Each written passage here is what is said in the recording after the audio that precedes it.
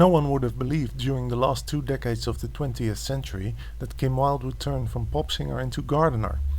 Even when gardening has always had our interest, it was quite a shock for some to find her participating in the new ITV series Better Gardens in January 2000. The show was presented by Carol Vorderman, and Kim was one of the designers, transforming a handful of privately owned backyards into skillfully designed gardens. Have a good time. Now then, here are the designers. Ross Allen will be heading up the yellow team. You'll be working with Peter, and Kim, you're with the greens this week, aren't you? Now, you know the rules. £7,000 to spend, not a penny more. And no peeping over the fence. You haven't seen Kim's design? No, You haven't seen not at all. All right, good. Are you raring to go?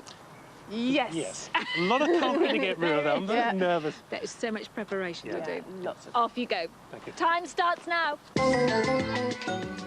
Now, the knot garden, again, it's the eclipse and the sun and the moon and so on. Yeah. And to bring that out, you've chosen two different colours, haven't you? Yeah, we've got quite a bold design, but for the spheres to sort of differentiate, we're going to use 2 different colours.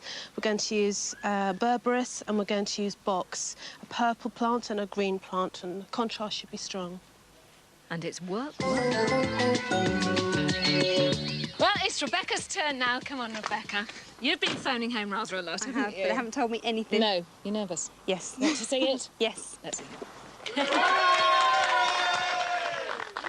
Rebecca's concrete junkyard is now an elegant and uplifting garden. The old messy patio is transformed into a raised dining area. And at last she can open her curtains and look out onto her very own solar eclipse every single day. OK, now you can look. Oh, my goodness. Have a garden! Have a green garden, look. Wow. Kim's design for Nil and Pav will have a Sri Lankan feel to it, with luscious planting and colourful terracing. And at the far end, a play area for the children. That's what they were doing with the telegraph poles. Well, I am thrilled to be walking through these Sri Lankan ruins. Kim's put in telegraph poles, haven't you? And the mortar. And it looks fabulous. And Really this effect that you're doing here, you've done so much research into this. Yeah, Nil had some great books that she gave us about Sri Lanka, and then we just got a load more out. And these saffron and terracotta colours just jumped out the pages. And these are used on the flag, aren't they? They are. Kim's Sri Lankan water feature is eventually hauled into place. Exhausting work.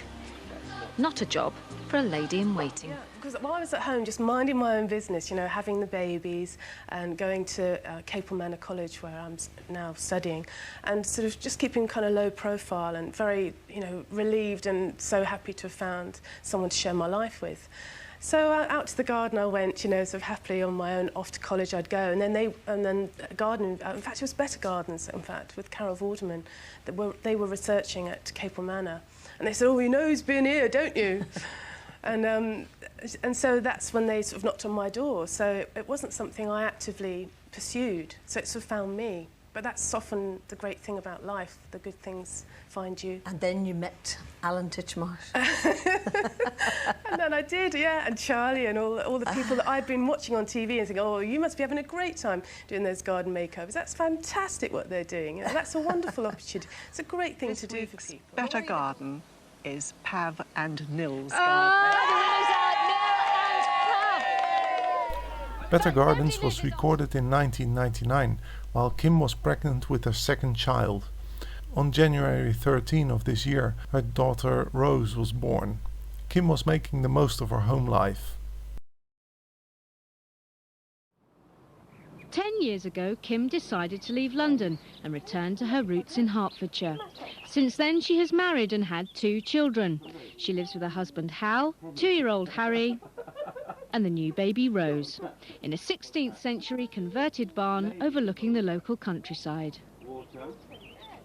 I fell in love with this barn, and all my energy and focus went into the barn until about 4 years ago when I got married, and then the focus came outside. But I was always gardening, you know, in between running around the world, promoting records and stuff. I didn't know an awful lot about gardening when I moved back, but I did know what I liked. And I made some mistakes and some good decisions. Up till now, it's been a really fun garden to garden in, and creatively it's you know, very inspiring. So I hope that just continues, because I love it here.